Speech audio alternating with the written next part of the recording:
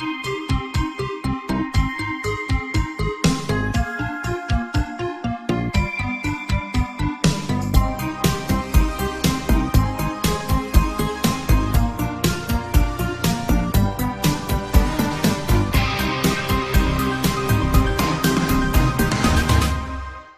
find of the century?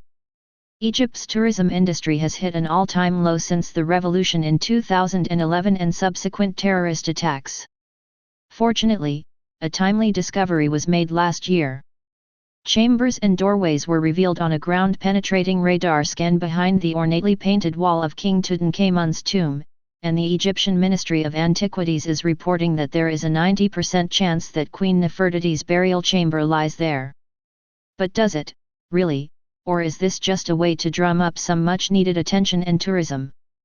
Egypt's ministry released the results on March 17 of the scan that was conducted by Hirokatsu Watanabe, who belongs to a Japanese company.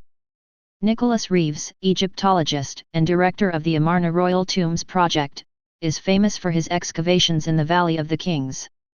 Reeves is at the forefront of the controversy, and he also strongly holds that Queen Nefertiti, stepmother of Tutankhamun, appears to be buried somewhere behind Tutankhamun's tomb.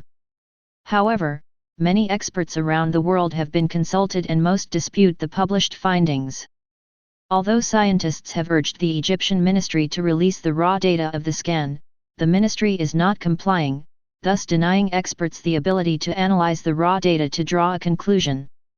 Even the premier expert on ground-penetrating radar, Lawrence Conyers, says of the reports, "This is just blowing smoke." Additional recent scanning by National Geographic has shown absolutely no evidence showing secret chambers or doors, according to Live Science, which claims to have spoken to anonymous sources. But the Egyptian ministry refuses to accept this. Interestingly, National Geographic had to make an agreement with Egypt's Antiquities Ministry that they would not release the results of the scan to the media. Is this just in case the outcome is not in their favor? It should be noted that the ministry, formerly called the Supreme Council of Antiquities, holds all the power in issuing permits for study, research, and excavations at any archaeological site. In other words, anyone wanting to conduct site research or excavations has to go through the ministry first. At a recent conference in Egypt, Reeves and Watanabe were allowed to report their results and theories, but the National Geographic team was not permitted to share their findings.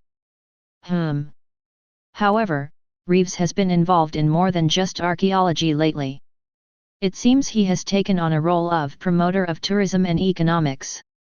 In an article published March 25, 2016, Reeves told the New York Times, "For anyone interested in Egyptian history, this is the time to plan a trip, because you're not going to get jostled by others the way you would have pre-revolution. And, it's also a more affordable destination because prices have dropped. Have they found the much-sought burial chamber of the most beautiful queen of all of ancient Egypt, or is this a charade designed to play on hopes of finding treasures and ancient discoveries in order to compel us to leave the security of our homes to visit the Valley of the Kings? If it turns out that Queen Nefertiti is indeed buried somewhere behind Tutankhamun's tomb, it will certainly be, as the ministry stated, the find of the century. Or have they found something far worse? Stay paranoid, my friends.